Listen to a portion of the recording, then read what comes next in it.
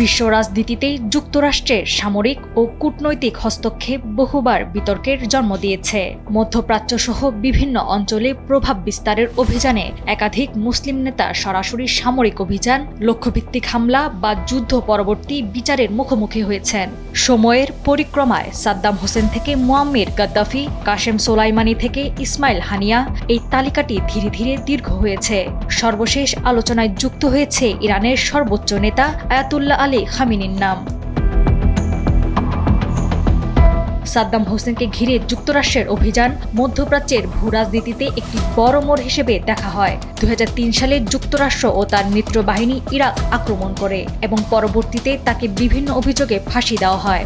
বিশ্লেষকদের দাবি, সাদ্দাম হোসেন যখন তেলের লেনদেন ডলারের পরিবর্তে ইউরোতে করার পরিকল্পনা করেছিলেন, তখন থেকেই তার পতন ত্বরান্বিত হয়। 2011 সালে লিবিয়ায় যখন গৃহযুদ্ধ শুরু হয়, তখন আমেরিকার নেতৃত্বে নেটো জোট সরাসরি হস্তক্ষেপ করে। আমেরিকার দাবি ছিল তারা সাধারণ মানুষকে রক্ষা করছে, কিন্তু লক্ষ্য ছিল গাদ্দাফি সরকারকে ক্ষমতাচ্যুত করা।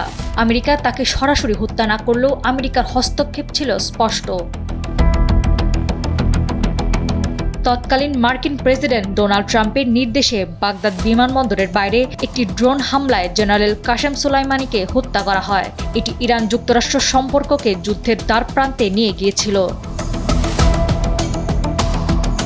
হাসান নাসরুল্লাহর মৃত্যুতে আমেরিকার ভূমিকা ছিল মূলত পরোক্ষ, কিন্তু অত্যন্ত শক্তিশালী। ইসরায়েলি বাহিনী এই হামলায় যে বাংকার, বোমা এবং অত্যাধুনিক প্রযুক্তি ব্যবহার করেছিল, তার বড় অংশই আমেরিকার সরবরাহ করা।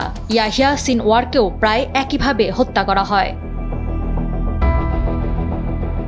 এদিকে তেহরানের একটি সুরক্ষিত গেস্ট হাউসে রহস্যজনক বিস্ফোরণ বা হামলায় ইসমাইল হানিয়া নিহত হন।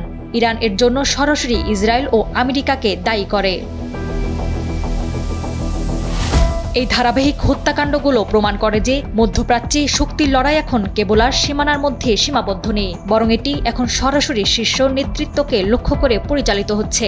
আমেরিকার জন্য এই হত্যাকাণ্ডগুলো ছিল তাদের জাতীয় নিরাপত্তা নিশ্চিত করার উপায়, কিন্তু সমালোচকদের মতে এগুলো সার্বভৌম রাষ্ট্রের উপর নগ্ন হস্তক্ষেপ, যা মধ্যপ্রাচ্যকে আরও বেশি অস্থিতিশীল করে তুলেছে।